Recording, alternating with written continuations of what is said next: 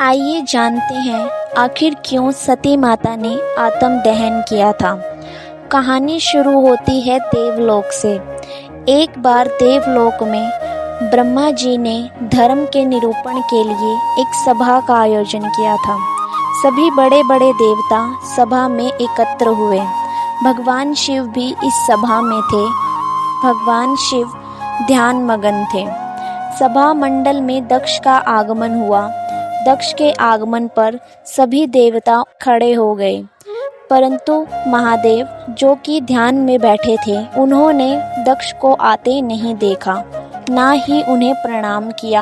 फलस्वरूप दक्ष ने अपमान का अनुभव किया। केवल यही नहीं, उनके हृदय में महादेव के प्रति ईर्ष्या की आग जल उठी। वे उनसे बदला लेने के लिए समय और अवसर की प्रतीक्षा करने लगे। एक बार सती और शिव कैलाश पर्वत पर बैठे हुए थे। उसी समय आकाश मार्ग से कई विमान खलकल की ओर जाते हुए दिखाई पड़े।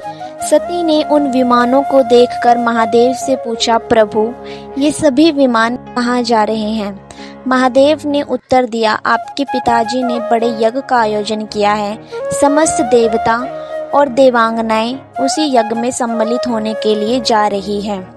सती ने कहा, यदि आपकी अनुमति हो तो मैं भी अपने पिता के घर जाकर यज्ञ में सम्मिलित होना चाहती हूँ, परंतु महादेव ने मना कर दिया। लेकिन सती पीहर जाने के लिए हट करती रही, अतः महादेव को उनकी बात माननी पड़ी। उन्होंने पीहर जाने की अनुमति दे दी। भगवान शिव ने माता सती के साथ अपने एक गण वीरभद्र को भी भेजा।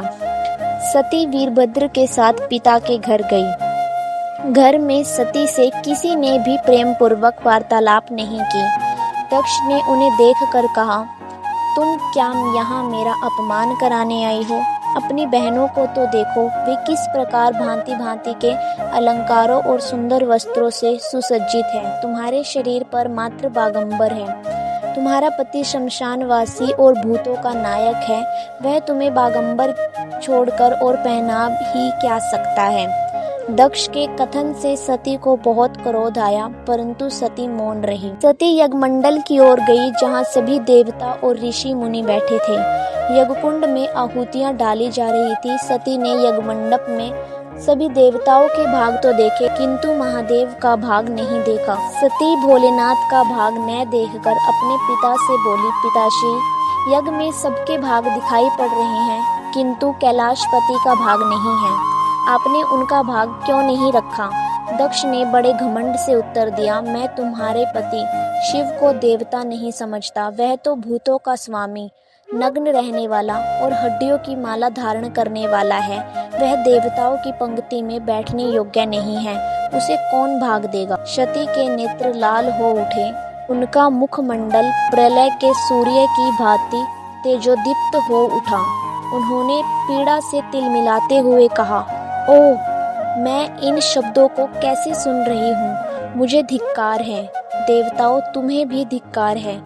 तुम भी उन कैलाशपति के लिए इन शब्दों को कैसे सुन रहे हो, जो मंगल के प्रतीक हैं और जो क्षण मात्र में संपूर्ण सृष्टि को नष्ट करने की शक्ति रखते हैं। वे मेरे स्वामी हैं। नारी के लिए उसका पति ही स्वर्ग होता है। जो नारी अपने पति के लिए अपमानजनक शब्द को सुनती है, उसे नर्क जाना पड़ता है। पृथ्वी सुनो, आकाश सुनो और देवताओं, तुम भी सुनो।